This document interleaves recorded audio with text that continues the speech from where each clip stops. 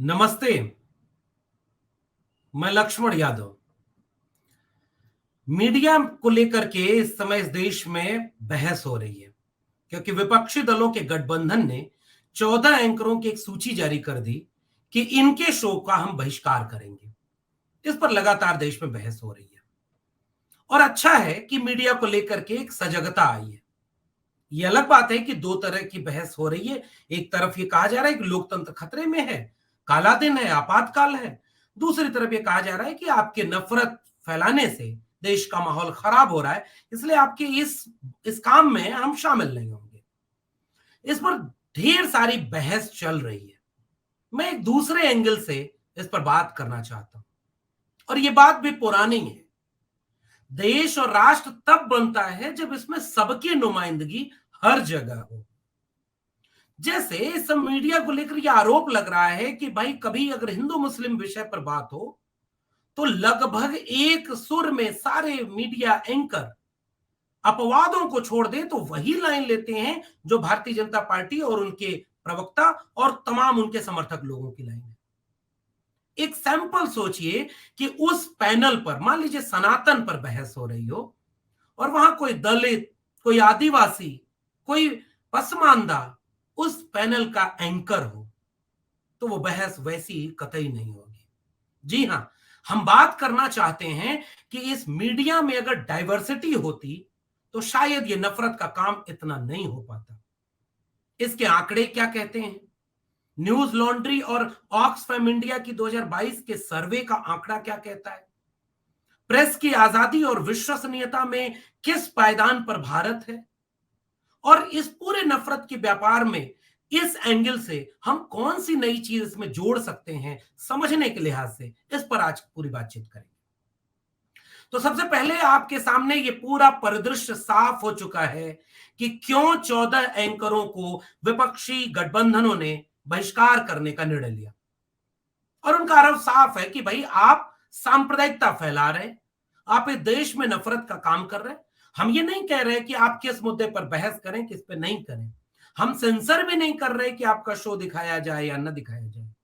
और हम ये भी नहीं कह रहे कि कल को हमारी सरकार बनेगी तो हम इसका बदला कोई लेंगे। हम केवल इतना कह रहे हैं कि हम आपके इस काम में शामिल नहीं होंगे। और इसकी सूची 14 एंकरों की सामने जारी कर दी गई। दूसरी तरफ वे सारे एंकर ये कहने लगे कि हम तो सवाल पूछ रहे थे इसलिए हमारा बहिष्कार हुआ। इस पर आप बातचीत कर चुके हैं। मैं एक ध्यान दिलाना चाह रहा हूं कि इस 14 एंकरों की सूची में जिन लोगों के नाम शामिल हैं वो अधिकांश लोग, लगभग सारे लोग, अपवाद को छोड़ दें तो एक ही तबके से आते हैं। और जब मैं तबका कह रहा हूं तो मेरा अर्थ यह कतई नहीं है कि मैं केवल एक विचारधारा कह रहा हूं। मैं उनकी सामाजिक और सांस्कृतिक पहचान को भी इस बहस में शामिल करना चाह रहा हूं। अगर प्रेस इंडेक्स में बिजनेस टाइम्स की रिपोर्ट ये कह रही है कि भारत विश्व के 180 देशों में 161वें नंबर पर है प्रेस को आजादी दिलाने के लिहाज से, यानी कितना आजाद है इस देश में प्रेस, वो 161वें पायदान पर है, इससे पता चल जा रहा है। एक दूसरा सर्वे कहता है कि भारतीय न्यूज चैनलों पर दिखाई जा रही खबरों में केवल 36% लोगों का भरोसा है। ये आंकड़े तो एक तरफ है। ऑक्सफैम इंडिया की रिपोर्ट क्या कहती है, इसको आप गौर से समझें। और यहां से मैं एक डिबेट का हिस्सा जोड़ना चाह रहा हूं। ऑक्सफैम इंडिया और न्यूज लॉन्ड्री का सर्वे बताता है कि 90% लीडरशिप पोजीशन जो है इंडियन मीडिया में occupied by upper caste groups with not even single Dalit और Adivasi heading Indian mainstream media. जो रिपोर्ट छपी न्यूज लॉन्ड्री और ऑक्सफैम इंडिया की, ये 2022 की रिपोर्ट है और इसका शीर्षक था who tells our stories matter, यानी हमारी बात कौन कहता है इससे फर्क पड़ता है। मैं भी आपसे ये कहना चाहता हूं, फर्क पड़ता है कि एंकर कौन है।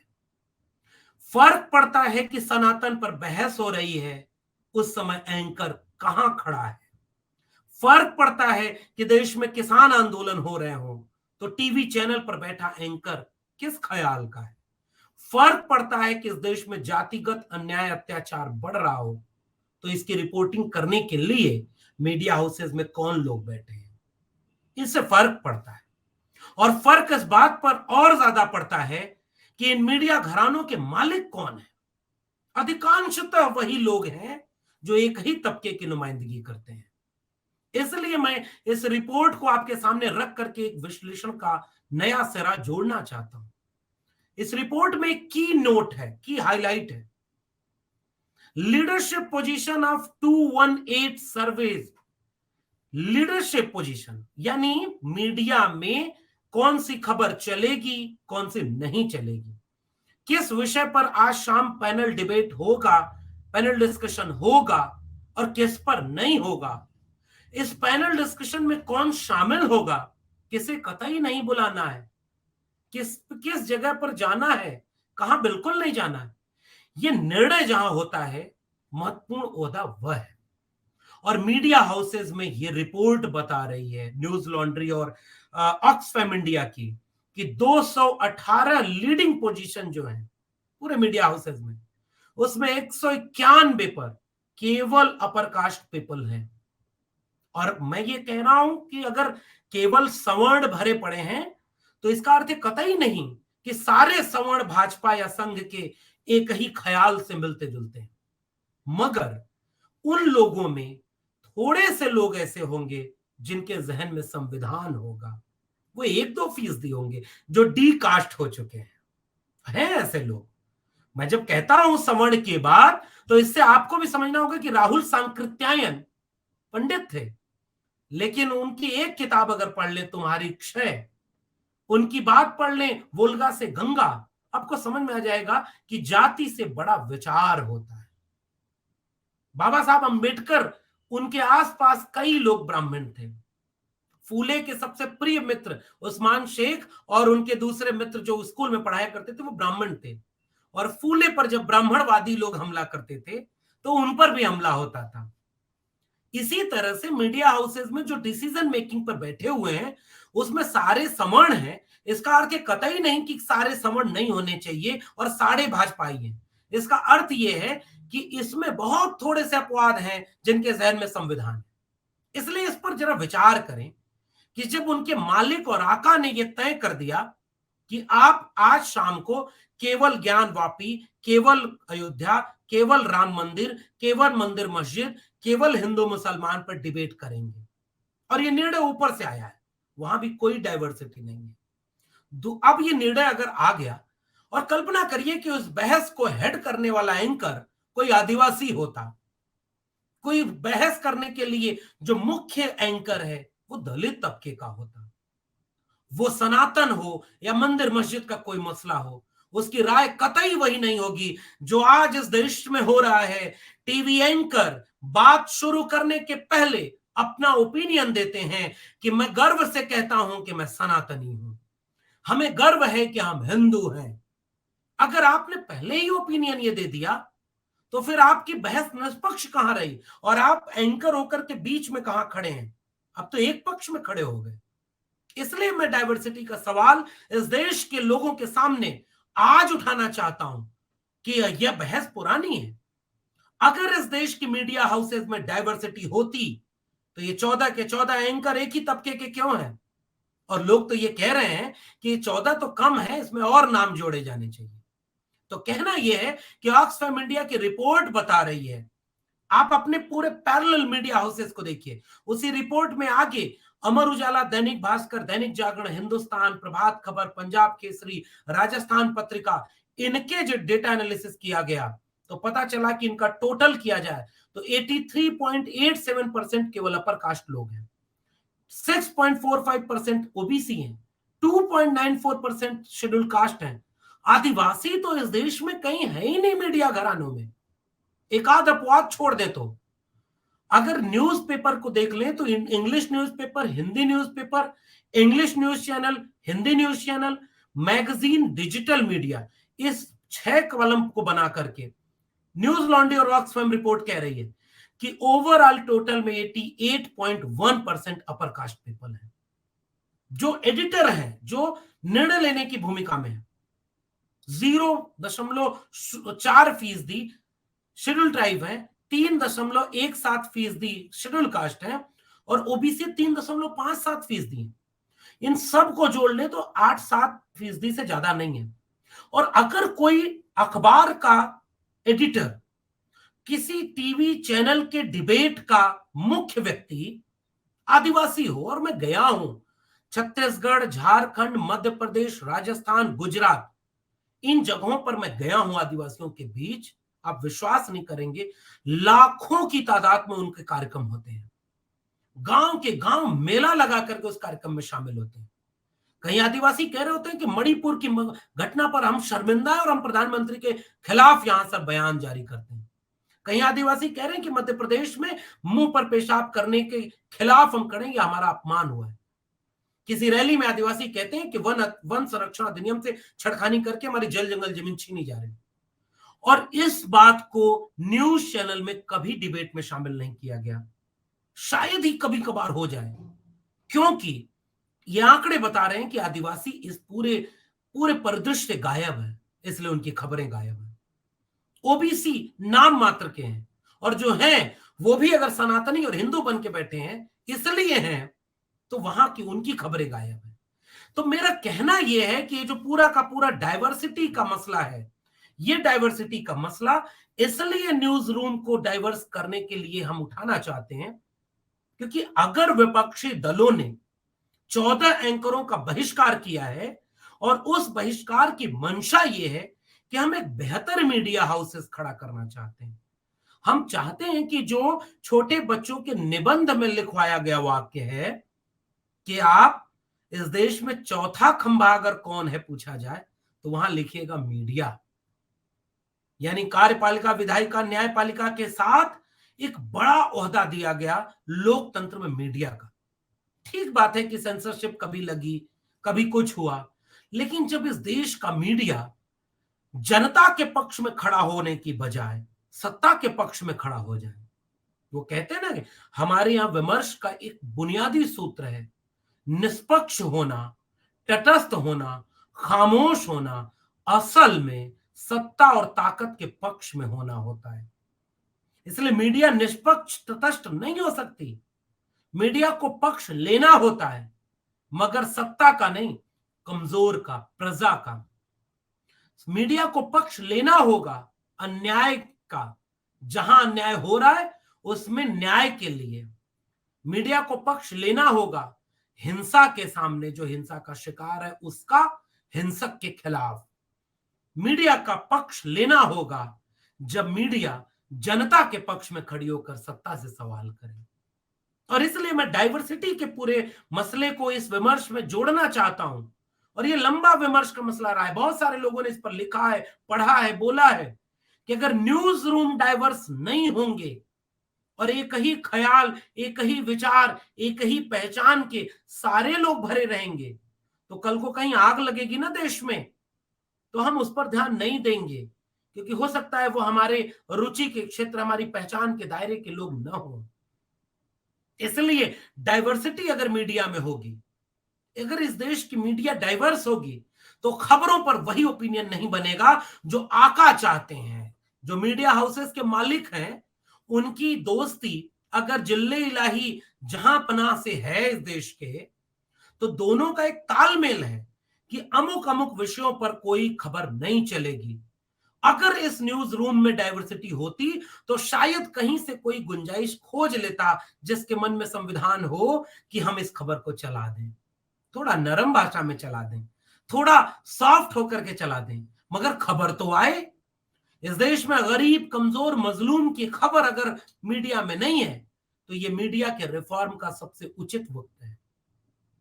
सनातन पर बहस होगी, एक ही राय के लोग जाएंगे, मगर जाति जनगणना पर बहस होगी तो वही राय होगी जाति जनगणना पर एंकर की जो बीजेपी के प्रवक्ता की। बीजेपी का प्रवक्ता कहेगा कि ये जाति जनगणना का सवाल उठाने से जातिवाद बढ़ जाएगा, यही भाषा एंकर बोलेगा, यही भाषा वहां बैठा कोई साधु बोलेगा। तो डाइवर्सिटी नहीं है, तो ये नफरत का व्यापार है, जिसके आरोप के चलते 14 एंकरों को निकाला गया, उसको कैसे रोका जाए इस पर भी तो सोचना होगा। एक और एंगल जोड़े हम। लोग कहते हैं ना कि आरक्षण बुरा है, बिना मेरिट के लोग चले गए। अगर डाइवर्सिटी का सवाल हम मीडिया में उठा रहे हैं तो इसका अर्थ कतई नहीं कह रहे हैं कि आप आरक्षण दो। मगर एक बार सोचो ना कि अगर आपने आरक्षण जिस जगह नहीं दिया है वहां 5% लोग भी इस देश की 80% आबादी के नहीं पहुंच पा रहे हैं, तो आप राष्ट्र बनने के पहले विचार तो करेंगे। आखिर क्या वजह है कि आपके न्यूज रूम में कोई आदिवासी नहीं है? और अगर इसकी वजह यह है कि कोई काबिल आदिवासी आपको नहीं मिला, तो मैं दो सवाल खड़े करूंगा।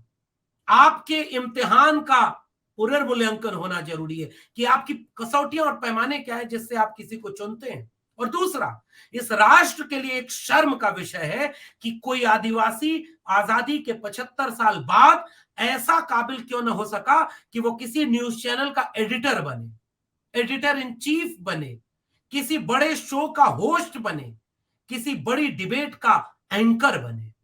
ये राष्ट्र को सोचने का विषय है।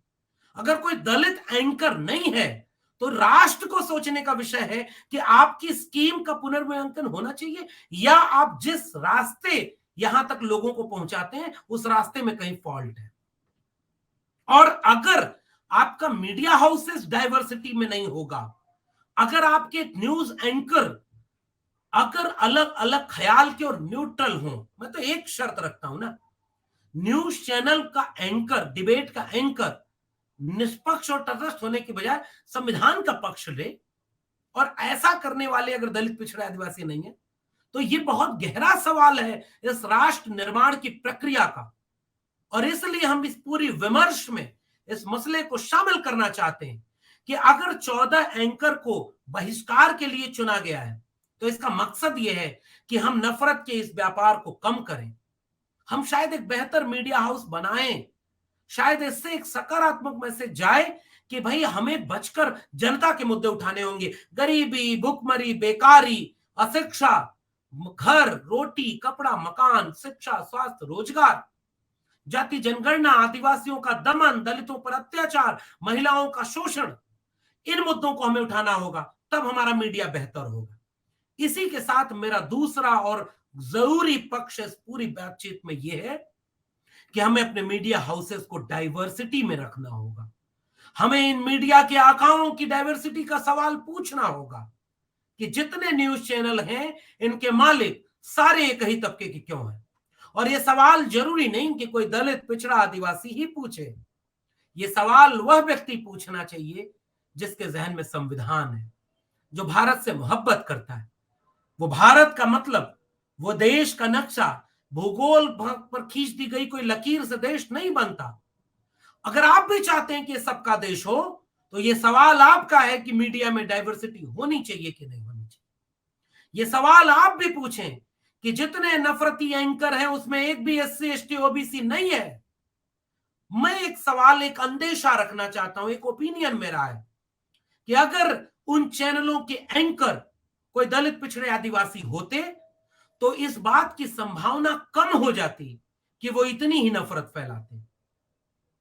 जो थोड़े से सवर्ण अपने जहन में संविधान रखते हैं, राष्ट्र से मोहब्बत करते हैं, वो देखिए ना, वो नफरत नहीं फैलाते। उनको मीडिया घराने से निकाला गया, उनको खबर नहीं करने दिया गया। वो बड़े बड़े प्लेटफॉर्म पर आकर के अपनी खबर दिखाते हैं। और जब आप अजीत अंजुम का शो, रवीश कुमार और तमाम लोगों को देखते हैं, अभिसार को देखते हैं, आप द वायर को पढ़ते हैं, मूक नायक को पढ़ते हैं, द न्यूज वीक और आर्टिकल 19 को देखते हैं, नेशनल दस्तक को देखते हैं, तो आपको दिखता है कि वहां आम जनता की खबरें हैं। तो जहां डाइवर्सिटी होगी वहां सबकी आवाज शामिल होगी, और जब सबकी आवाज शामिल होगी तो शायद नफरत कम होगी और देश एक बेहतर मीडिया को पाएगा, और शायद इससे पूरे राष्ट्र का भला होगा। विचार करिएगा इस पूरे मसले पर, नीचे टिप्पणी करके बताइएगा आपको ये टिप्पणी कैसी लगी, ये विश्लेषण कैसा लगा। फिर मिलते हैं किसी और विषय पर विश्लेषण के साथ। तब तक आप देखते रहिए अजीत अंजुम जी का ये YouTube चैनल। बहुत बहुत धन्यवाद।